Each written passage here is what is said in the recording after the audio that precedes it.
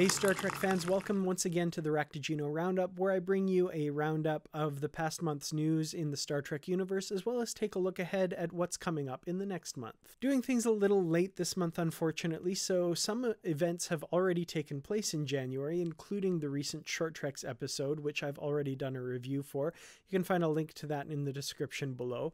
Also, not drinking a lot of coffee this month. I've decided to forego Klingon coffee as a New Year's resolution, so drinking straight up water. For the Patreon supporters out there, I know I've been promising a special announcement lately. I will bring that to you right at the end of this video, so if you don't want to sit around watching me blather on about the comings and goings of Star Trek in the past month, you might want to skip to the end, but if you want to stick around and watch the rest, that's okay too. First off, let's take a look at some of the top news stories from December, as well as a look ahead at what's coming out in January. First of all, we learned early in December that Season 2 of Discovery had been extended from 13 episodes to 14, which was revealed by Anson Mount, who plays Captain Pike in the upcoming season of Discovery, while he visited the Star Trek The Original Series set tour in Ticonderoga, New York. As you know, Discovery is set to begin airing on CBS All Access on January 17th, with the first episode of Season 2 titled Brother. It also premieres that same night on Space Channel in Canada, and the following night, January 18th, on Crave TV in Canada and Netflix in the rest of the world. In news related to the upcoming Picard television series, which we recently learned would begin airing towards the end of 2019 on CBS All Access, we learned in December that the series would be filming in California, separate from the current production of Star Trek Discovery, which takes place in Toronto, Canada. Reportedly, the series had been granted a substantial $15.6 million tax credit to film in the state, which definitely served as incentive to keep the production local. The series, which is still as of yet unnamed, marks Patrick Stewart's return to the Star Trek franchise in the role of the legendary Jean-Luc Picard. More news about the Picard show was revealed in December when producer Alex Kurtzman talked to Entertainment Weekly a little about what the show would entail, noting that the show would have an extremely different tone than Star Trek Discovery. Quote, "It's an extremely different rhythm than Discovery. Discovery is a bullet. Picard is a very contemplative show.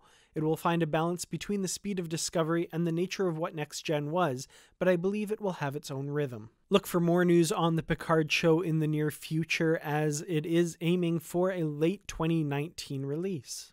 And finally, Ira Steven Behr released an update on the upcoming Star Trek Deep Space Nine documentary, What We Left Behind, most notably showing off a little bit of the HD remastered version of some Deep Space Nine footage. It really does look impressive, and more than anything, what this does is make me really want to see the entire series remastered in high definition. Unfortunately, that does not look like it's going to happen. However, a fan can dream. Taking a look now at January productions, as I of course mentioned, Star Trek Discovery returns on January 17th on CBS All Access and Space Channel, January 18th on Crave TV and Netflix outside of the US and Canada, but we do have another piece of Star Trek that did premiere this year. Because I'm doing this video a little bit late, it has already come out. Star Trek Short Treks The Escape Artist premiered last Thursday. I have already filmed a review. You can click here to check it out. Other productions coming out throughout January. On January 8th, we have a number of books being released. The first is Discovery, The Way to the Stars by Una McCormack, a novel featuring Ensign Sylvia Tilly back in her days before becoming a cadet at Starfleet Academy. Una McCormack is a veteran Star Trek author, and I'm really excited to see her tackle a Discovery character that I love. Also coming on January 8th is Designing Starships Volume 2, Voyager and Beyond by Ben Robinson and the folks over at Eagle Moss. This is a reprint of a previously released book originally published in April of 2017. The book covers more than 30 ships from the Star Trek universe, including the USS Voyager, the Delta Flyer, Voyager, and the Enterprise J.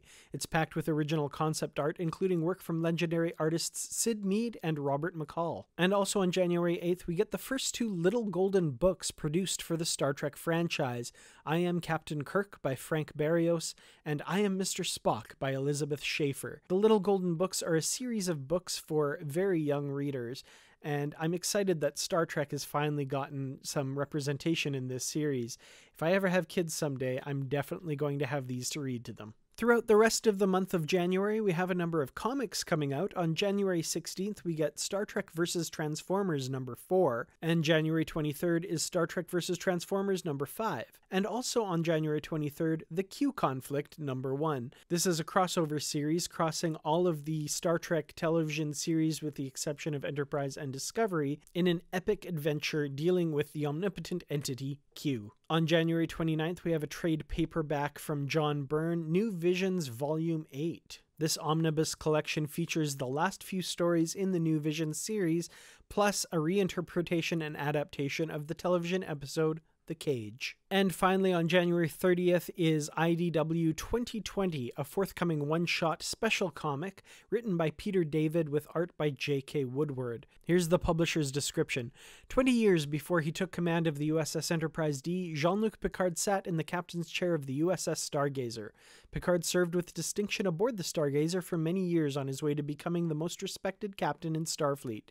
But in this early mission, Picard shows us a vulnerable side as well as glimpses of the brilliant tactician he would become. All of the books that I mentioned are available for pre-order from Amazon in the description below. I'll have links that you can use there. And every time you use one of those links, you help out the channel, so I really appreciate it. In December, I did a number of book reviews over at treklit.com, as well as episodes of the Literary Treks podcast. Here's a brief look back of what December held in store in the world of Star Trek books. Over at treklit.com, my Star Trek book review site, I did a number of reviews this month. First up is Star Trek The Next Generation number 2, The Peacekeepers by Jean Deweese, a book from very early on in Star Trek The Next Generation's novel run. Next is Star Trek Deep Space Nine Millennium, Book 1 of 3, The Fall of Terok Nor by Judith and Garfield Reeves-Stevens, the first book in a trilogy by this pair of renowned Star Trek authors. I also reviewed Star Trek The Next Generation, A Time to Hate by Robert Greenberger, the 6th book in the A Time To series, and the 2nd book in a duology by Robert Greenberger. And I rounded out the month and the year with my Treklit 2018 Year in Review post, where I list every book that I reviewed in the past year and reflect on the year that was in Treklit. Unfortunately, of course, 2018 was a bit of a sad year for Star Trek literature, as the releases were few and far between. You can check those all out over on treklit.com. I also did one video review here on the channel for Star Trek Discovery Fear Itself by James Swallow, a story that tells us a little bit about Saru and what makes that character tick. And over on the Literary Treks podcast, Bruce Gibson and I rounded out 2018 with 3 episodes. The first was Literary Treks 251, 5 Missions of Elton John, all about Star Trek, IKS Gorkon, Book 2, Honorbound, by Keith R.A. DeCandido. Literary Treks 252, Continuity Cop was next up, also by Keith DeCandido. Star Trek The Next Generation, A Time for War, A Time for Peace, the final book in the A Time To series. This episode features an exclusive interview with Keith R.A. DeCandido about the novel and the series as a whole. And our final episode of the year, Literary Treks 253, Basically Watching the News Frankly. Star Trek Prometheus in the Heart of Chaos was the subject of this episode, the 3rd and final book in the Star Trek Prometheus trilogy. This episode also featured an interview with one of the authors, Christian Humberg. You'll find links to all of those reviews and episodes in the description below. And finally, here's a look at some of the major birthdays that we're celebrating in the month of January. On January 1st, Frank Langella celebrated his birthday. He played Minister Jaro Essa of Bajor in the first 3 episodes of Season 2 of Deep Space Nine. Also on January 1st, Rekha Sharma celebrated her birthday, Commander Ellen Landry from Star Trek Discovery. January 4th is the birthday of Matt Frewer, who played Berlinghoff Rasmussen in the TNG episode A Matter of Time. January 5th sees the birthday of Clancy Brown, who played Zobral in the episode Desert Crossing of Enterprise's first season. January 6th is the birthday of Aaron Eisenberg, who is of course famous as Nog in Star Trek Deep Space Nine. January 7th sees 3 important Star Trek birthdays. The first was Gene L. Kuhn, who was a writer and producer of Star Trek the Original Series. He passed away in 1973 at the age of 49. January 7th is also the birthday of Mark Allen Shepard, who played Morn in all 7 seasons of Deep Space Nine and never once spoke a word. And January 7th is also the birthday of Hallie Todd, who played Data's daughter, Lal, in the TNG episode The Offspring. January 8th sees the birthday of Michelle Forbes, famous as Ro Laren in multiple episodes of TNG. January 11th was the birthday of Jerome Bixby, who is a writer of several episodes of Star Trek the original series. He passed away in 1998 at the age of 75. January 11th is also the birthday of Mitchell Ryan, who played Kyle Riker, Will Riker's father, in the TNG episode The Icarus Factor. January 12th sees the birthday of Kirstie Alley, who of course played Saavik in Star Trek II The Wrath of Khan. January 13th is Charlie Brill's birthday. He played Arn Darvin in the original series episode The Trouble with Tribbles and Deep Space Nine's Trials and Tribulations. January 14th is the birthday of Barry Jenner, who played Admiral William Ross in Star Trek Deep Space Nine multiple episodes. He unfortunately passed away in 2016 at the age of 75. January 15th is the birthday of Andrea Martin, the first actor who played Ishka in Star Trek Deep Space Nine's episode Family Business.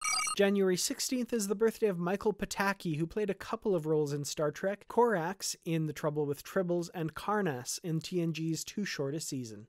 January 18th is Larry Nemechek's birthday, noted Star Trek author, editor, archivist, host, consultant, producer, and fellow podcaster. January 20th was the birthday of the legendary DeForest Kelley, Dr. Leonard McCoy, who passed away in 1999 at the age of 79. Rainn Wilson shares this birthday, January 20th. He played, of course, Harcourt Fenton Mudd in 2 episodes of Star Trek Discovery and the recent Short Treks episode, The Escape Artist. January 22nd is Olivia Diabo's birthday. She played Amanda Rogers in the TNG episode True Q. January 24th sees the birthday of David Gerrold, a writer of Star Trek the original series, most notably The Trouble with Tribbles. January 25th is the birthday of Richard Poe, who played Cardassian Gully Vec in Star Trek The Next Generation, Deep Space Nine, and Voyager. January 25th is also the birthday of Mia Kirshner, who plays Amanda Grayson, Spock's mother in Star Trek Discovery.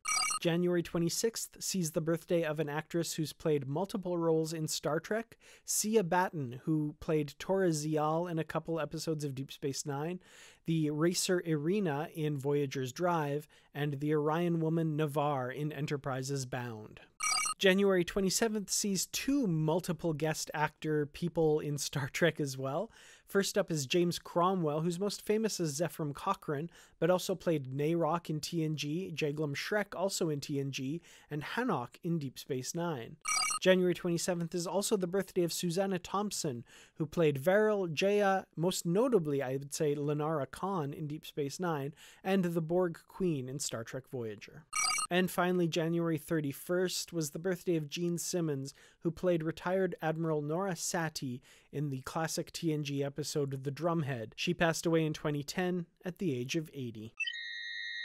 Well, as promised, I now do have an announcement for Patreon supporters, both current and hopefully future supporters of this channel. I'm doing a bit of a giveaway, and I'm hoping that this will take place at the end of January, beginning of February. I have an extra copy of Star Trek Discovery on Blu-ray Season 1 that I'm going to give away in a random drawing of Patreon supporters who have supported the channel for $5 or more. Now, in order to qualify for this drawing, you will have to become a supporter of the channel for $5 or more before the end of the day, January 30th. Just to make it a set cutoff time, I'm going to say 12 p.m. Eastern Time on January 30th. I'll be holding the draw in the first couple of days of February, and it will be a completely random drawing of all of the Patreon supporters who have pledged $5 or more per month for the channel. Now, I don't want to give short shrift to the supporters who have already been supporting me for all this time, and that accounts for 3 supporters who have supported me for quite some time: Daniel Munasar, StarTrekBookClub.com, and Daniel Carvajal, whose name I really hope I'm pronouncing correctly there. You guys have been supporting me for a long time, and I really appreciate it, so I would like to put together a special package for you. You are still all included in the draw for the Discovery Blu-rays, but I want to put something special together for you guys because you've supported me for so long. So I will get in contact with you via patreon.com to get your guys' addresses. Nothing huge, but just a little token of my appreciation and a little thank you from Kertrats Productions.